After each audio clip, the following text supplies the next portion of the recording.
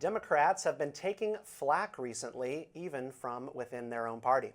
Yesterday, Democrats joined House Republicans, or at least 10 Democrats did, in voting to censure Congressman Al Green. Green had disrupted Trump's joint address to Congress by standing up and yelling that the president did not have a mandate. A center-left group called Third Way had a gathering in February. They discussed the issues they had with the far left wing of their party. As a result, they produced 5 pages of takeaways. Now, not every attendee signed off on all the points, and that's important to emphasize. But still, some of the takeaways include the following. Embrace patriotism, community, and traditional American imagery, e.g. farms, main streets. Ban far-left candidate questionnaires and refuse to participate in forums that create ideological purity tests. Avoid leading with cultural issues. Focus on jobs, wages, and cost of living concerns. So joining us now to dive deeper into how Democrats can improve their messaging and performance is Third Way Executive Vice President for Policy, Jim Kessler. Jim, welcome. Good morning.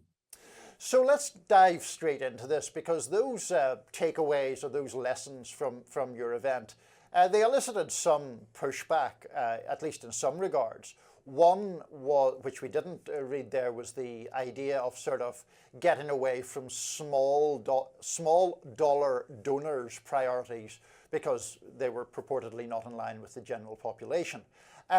I think that gave some people the impression that what you were actually talking about was getting more in line with big dollar donors' priorities. Do you want to push back against that, or is that what you meant? Sure, but before I push back against anything in particular, let me just pull back a little bit on this. It was a gathering of about 75, 80 mainstream to centrist Democrats who really feel like the time for tinkering is over, and that, we've become a party that has been, by its performance, has become sort of a coastal elite party where we're winning really only in places where the population is heavily college educated, with some other pockets in between, and we're not competitive in other places. And Kamala Harris, for the most part, at least from the start, ran a very good race, but she was really blindsided by positions she took in 2019 when she was running in the Democratic primary that came back to haunt her. And, this was really a gathering of people that really wanted to reckon with this and say, look, the party can't just make some marginal message changes and improve some infrastructure here and there. It really needs to rethink. And some of the ideas that you just listed were, when we took notes from people, what they had to say in breakout sessions about our cultural disconnect and our economic discontent. These were the things that were mentioned, more than several times by participants. And that list of takeaways that you read from, and there's really about 35 or 40 takeaways, that's from that. And like you said, not everyone, it's not unanimous, it wasn't meant to be. But that's what the gathering was, and that's what those takeaways were. So I just thought pulling back first made some sense. So keeping in mind that the group itself in Third Way doesn't endorse every takeaway on there, they were just sort of brainstorming. One of those things that stood out to me was reducing far left influence by banning, certain questionnaires from groups out on the fringes. For the Democratic Party, they're struggling with an authenticity gap, with, doing things like we've been talking about today, that Gavin Newsom would have them do long-form podcasts, be more real, just go out there and share their ideas fearlessly. So how do you exert the kind of control over the party that would be required to ban things like questionnaires, while also encouraging Democrats to go out there and be more authentic and relatable to everyday people? Yeah, and I think, let's just use the questionnaires, for example. I just think candidates have to go out there and have the courage to just say no and then be backed by the party. Because what's happened with these questionnaires is, I used to work for a member of Congress. I've been on campaigns. You used to get 10 or 12 questionnaires. Now you get dozens and dozens and dozens. In every one of these questionnaires, there's 5 reasonable questions, and then there's 7 or 8 traps. And the language in these questionnaires, they don't resemble anything a normal person would use. So they put you in a hole. They don't enlarge the policy conversation, they narrow it. And they may work in a primary, they don't always, they certainly don't work in a general election. So like, let's get out of the litmus tests and checking the boxes on, myriad questionnaires and actually talk to actual people. Jim, on that point, and you were talking earlier about pulling back, a point that I've made before on this show, to the point where it's becoming maybe a little bit of a hobby horse, is I'm not sure how much right now talking about the left versus the centre left or moderate Democrats is all that useful. And let me explain why. I do take the point that on some hot button social issues, the most progressive positions are unpopular with the general public.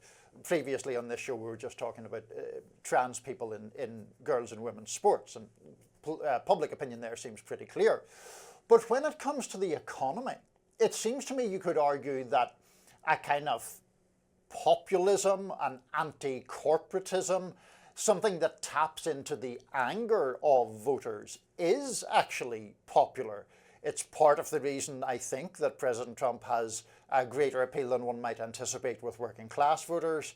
And you look at some of the statistics around, how a CEO, the average CEO now, earns something like 290 times what the average worker earns. A couple of decades ago, that was completely different.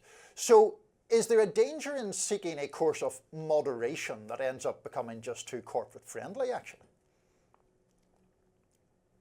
So good point. And let's separate culture and economics as you did. I do think these cultural issues, these progressive cultural issues are really, they're damaging. And defund the police, abolish ICE. We were seen as taking fringe positions on the transgender issue.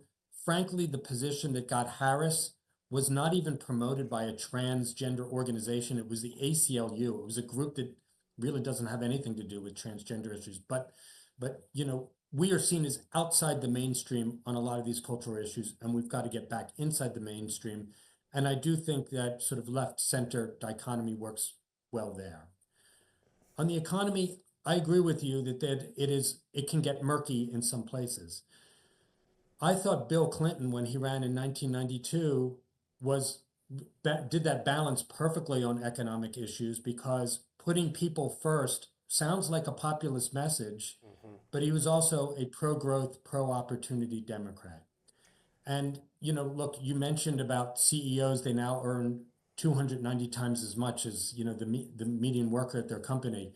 We also have to stop having voters do math here, because everything we're saying is a little bit too complicated. And what we have found in our polling is that voters are less angry at the billionaire. They're angry at the person one or two levels up from them. The person earning 180 versus the person earning 18 million.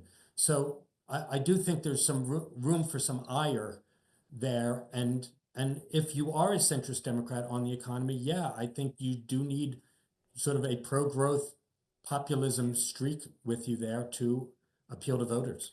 Well, Jim Kessler, Third Way, thank you for being with us. We will see how the Democratic Party evolves over the next 4 years. My pleasure. Thanks for having me on, guys. Thank you. Do it again.